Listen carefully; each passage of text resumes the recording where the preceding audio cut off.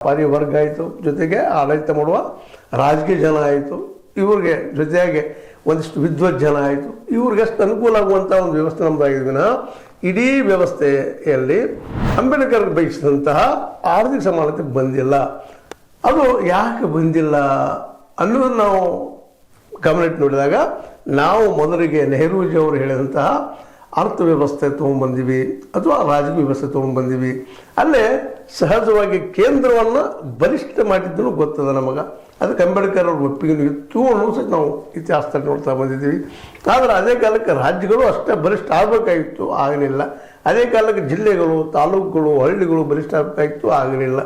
ಅಂದ್ರೆ ಇವೆಲ್ಲ ಸ್ವತಂತ್ರವಾದ ಮೀಡಿಯಾಗೆ ಬೇಕಾಗಿರುವುದು ಸ್ವತಂತ್ರ ಧ್ವನಿ. ಆ ಸ್ವತಂತ್ರ ಧ್ವನಿ ಉಳಿಸಲು ನೀವು ಮಾಡಬೇಕಾದದ್ದು ಇಷ್ಟೇ. ಅದೇನಪ್ಪಾ ಅಂತಂತಂದ್ರೆ ನಿಮ್ಮ ಕೈಲಾದಷ್ಟು ಸಹಾಯ ಈ ಚಾನಲ್ಗೆ ಮಾಡಿ ಹಾಗೂ ನಿಮ್ಮ ಧ್ವನಿಯನ್ನು ಕಾಪಾಡಿಕೊಳ್ಳಿ. ಈ ಕೇಂದ್ರಾಡಳಿತ ಆಮೇಲೆ ರಾಜ್ಯಾಡಳಿತಗಳ ಕಪಿಮುಷ್ಟಿಯಲ್ಲಿ ಉಳಿದಿದ್ದರಿಂದಾಗಿ ಇವತ್ತು ಅವ್ರು ಏನು ನಿರ್ಧಾರ ತೆಗೆದುಕೊಳ್ತಾರ ಅದು ಫೈನಲ್ ಇರೋದರಿಂದ ಮೆಜಾರಿಟಿ ಕ್ಯಾರಿ ಆನ್. 100ರಲ್ಲಿ 51 ಜನ ಇದು ಪೂರ್ವಲ್ಲ ಪಶ್ಚಿಮ ಅಂತಂದ್ರೆ ಹೂ ಅನ್ನುವಂಥ ಪರಿಸ್ಥಿತಿ ಇವತ್ತು ಬಂದಿರೋದಾಗ್ಯದ. ಆದರೆ ಸಂವಿಧಾನಕ್ಕೆ ಆಸ್ಪತ್ರೆ ಕೊಟ್ಟಿಲ್ಲ ಅನ್ನೋ ಅಷ್ಟ ಸತ್ಯದ. ಆದರೆ ಒಂದು ಮಾತನ್ನು ನಾವಿಲ್ಲಿ ಗಮನಿಸಬೇಕಾಗಿದ್ದು, ಈಗ ಏನು ಮಾಡಲಿಕ್ಕೆ ಸಾಧ್ಯ ಇಲ್ಲ.